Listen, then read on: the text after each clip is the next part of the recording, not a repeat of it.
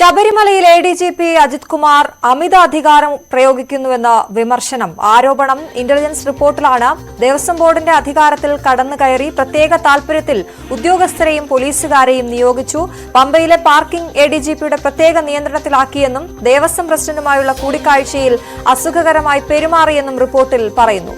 V വിനോദാണ് വാർത്തയുടെ വിശദാംശങ്ങളുമായി ചേരുന്നത്. വിനോദ, എഡിജിപി അജിത് കുമാറിനെതിരെ പുതിയ ആരോപണം വരികയാണ്. ശബരിമലയിൽ അമിത അധികാരം ഉപയോഗിക്കുകയാണ് അദ്ദേഹം എന്ന്. എന്തൊക്കെയാണ് വിശദാംശങ്ങൾ?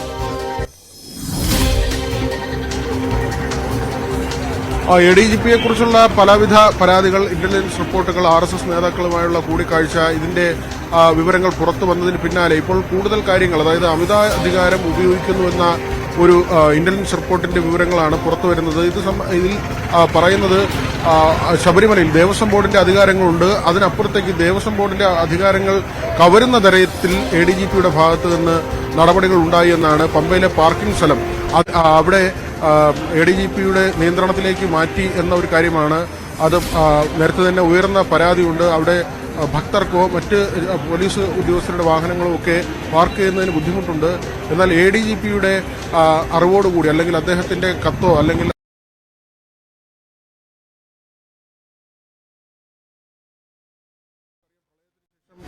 ത്രിവേണിയിലും ആ ഭാഗത്തൊക്കെയും പമ്പയുടെ തീരത്ത് പാർക്കിംഗ് അനുവദിച്ചിരുന്നതല്ല. പിന്നെ ശബരിമല സ്ത്രീ പ്രവേശം ഉൾപ്പെടെയുള്ള സമയത്ത് തന്നെ നിയന്ത്രണങ്ങൾ വന്നതാണ്. പ്രളയം കൂടി വന്നതോടുകൂടി ആ സമയത്തോടുകൂടി പമ്പയുടെ തീരത്തുള്ള പാർക്കിംഗ് പൂർണ്ണമായും ഒഴിവാക്കുന്ന നിലയിലേക്ക് എത്തിയിരുന്നു. പക്ഷേ എഡിജിപിയുടെ അറിവോടുകൂടി വരുന്ന വാഹനങ്ങൾ, അദ്ദേഹത്തിന് താല്പര്യമുള്ള വാഹനങ്ങൾ, അദ്ദേഹത്തിന്റെ ഇടപെടൽ വഴി വരുന്ന തീർത്ഥാടകർ, അവർക്കൊക്കെ പാർക്ക് ചെയ്യാൻ കഴിയുന്ന ഒരു സാഹചര്യം ഉണ്ടായി എന്ന കാര്യം നേരത്തെ തന്നെ ഉയർന്നു വന്നതാണ്. ഇപ്പോൾ പറയുന്ന മറ്റൊരു കാര്യം, ഈ ലൈസൺ ഓഫീസർമാരെ നിയമിക്കുന്ന രീതിയുണ്ട് ശബരിമലയിൽ. പോലീസിന് ഒരു ലൈസൺ ഓഫീസർ, സാധാരണ PROമാരെ വെക്കുന്ന തരത്തിലാണ്.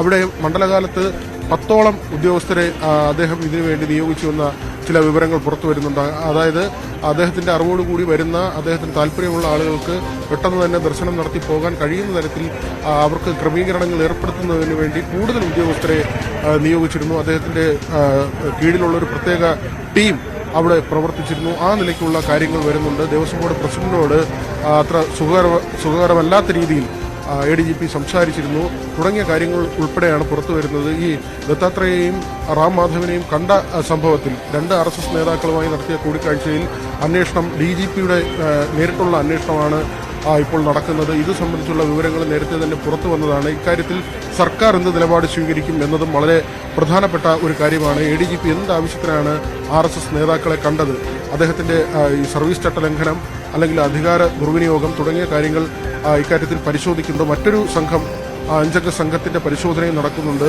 അത് എഡിജിപിയുമായി നേരത്തെ ബന്ധപ്പെട്ട് ഉയർന്നു വന്ന ആരോപണങ്ങളാണ്. PV അൻവർ ഉന്നയിച്ച ആരോപണങ്ങളാണ്. കൊലപാതകമടക്കം എഡിജിപി നടത്തിയിട്ടുണ്ട്. സ്വർണ്ണക്കടത്ത് സംഘങ്ങളുമായുള്ള ബന്ധം, അതുപോലെ തന്നെ ഈ പിടികൂടുന്ന സ്വർണം തട്ടിയെടുക്കുന്ന രീതി, അദ്ദേഹത്തിന്റെ ഇപ്പോൾ ഈ ഇന്റലിജൻസ് റിപ്പോർട്ടിലെ കാര്യങ്ങളും ഗുരുതരമാണ്, അല്ലെങ്കിൽ ഗൗരവതരമാണല്ലോ. പ്രത്യേകിച്ച് കൂടുതൽ അധികാരം എടുക്കുന്നു, അദ്ദേഹത്തിന്റെ അധികാര പരിധിക്ക് അപ്പുറത്തേക്ക് കടക്കുന്നു എന്ന് പറയുമ്പോൾ അത് ബാക്കിയുള്ളവർക്ക് ബുദ്ധിമുട്ടുണ്ടാക്കുന്ന കാര്യം തന്നെയാണല്ലോ. ഒപ്പം ഈ ദേവസ്വം പ്രസിഡന്റുമായുള്ള കൂടിക്കാഴ്ചയിൽ അസുഖകരമായി പെരുമാറി എന്ന് റിപ്പോർട്ടിൽ പറയുന്നുള്ളൂ. അതിന്റെ വിശദാംശങ്ങൾ എങ്ങനെയാണ്?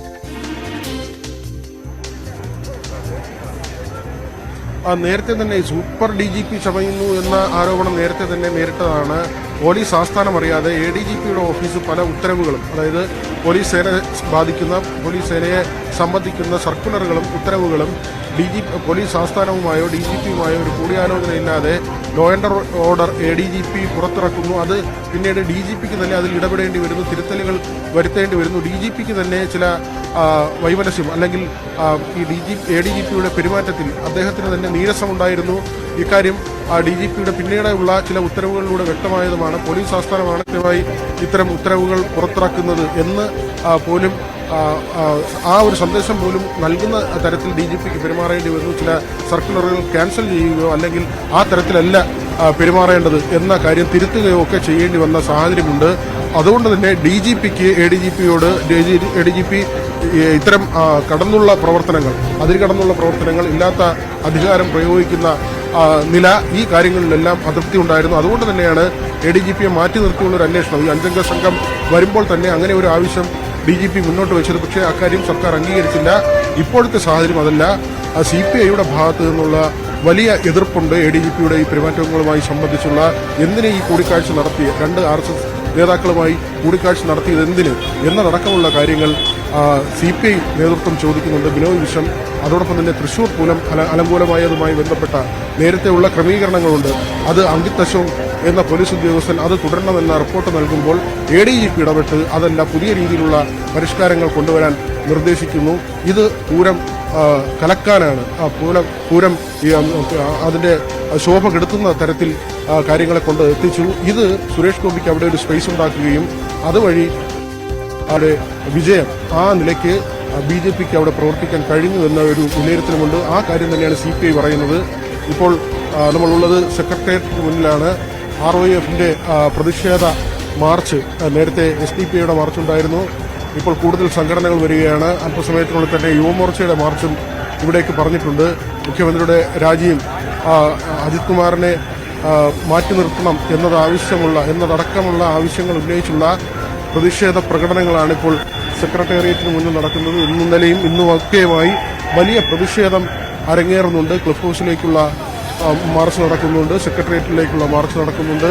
ഇക്കാര്യത്തിൽ CPM ADGPയുടെ കാര്യങ്ങളിൽ CPMൽ തന്നെ ഉന്നത നേതാക്കളിൽ ഒരു വിഭാഗം ADGPയുടെ പ്രവർത്തനം ശരിയല്ല, കൃത്യമായ അന്വേഷണം വേണം എന്ന നിലയിലേക്ക് എത്തിയിട്ടുണ്ട്. നേരത്തെ പാർട്ടി സംസ്ഥാന സെക്രട്ടറി MV ഗോവിന്ദൻ എടുത്ത നിലപാടുകൾ, ഇന്നലത്തെ അദ്ദേഹത്തിന്റെ നിലപാടുകൾ പരിശോധിക്കുമ്പോൾ CPIയുടെ വാദങ്ങളോട് യോജിക്കുന്ന തരത്തിലാണ്, പരിശോധിക്കണം എന്ന നിലയിലേക്ക് എത്തിയിരിക്കുന്നു. അതോടൊപ്പം തന്നെ LDF കൺവീനർ TP രാമകൃഷ്ണൻ അദ്ദേഹവും കൃത്യമായ നിലപാട് സ്വീകരിച്ചിട്ടുണ്ട്. ഈ കാര്യത്തിൽ അന്വേഷണം വേണം. അങ്ങനെ പറയുമ്പോൾ ഇതിനെല്ലാം മറുപടി പറയേണ്ടി വരുന്നത് ആഭ്യന്തര വകുപ്പിന്റെ ചുമതല കൂടിയുള്ള മുഖ്യമന്ത്രിയാണ്. ഇപ്പോൾ ROFന്റെ മാർച്ച് സെക്രട്ടേറിയറ്റിന് മുന്നിലേക്ക് വരികയാണ്. വലിയ പ്രതിഷേധമാണ് ദിവസങ്ങളായി ഇപ്പോൾ ഈ വിഷയവുമായി ബന്ധപ്പെട്ട് ഉയരുന്നത്.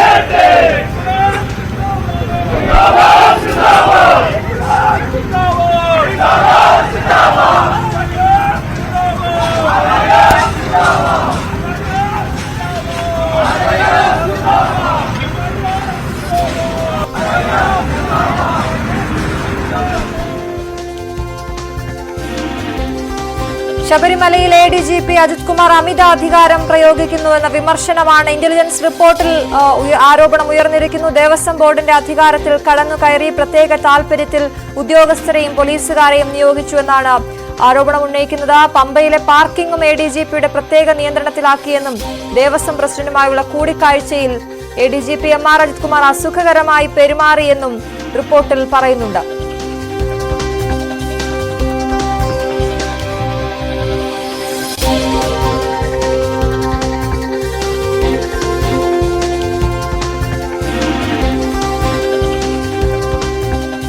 ഇപ്പോൾ സെക്രട്ടേറിയറ്റിന് മുന്നിലേക്ക് RYFന്റെ പ്രതിഷേധ മാർച്ച് എത്തിയിരിക്കുകയാണ്. ADGPക്കും മുഖ്യമന്ത്രിക്കുമെതിരെയുള്ള പ്രതിഷേധ മാർച്ച്, അവിടെ നിന്നുള്ള തത്സമയ ദൃശ്യങ്ങളാണ് പ്രേക്ഷകർ കാണുന്നത്.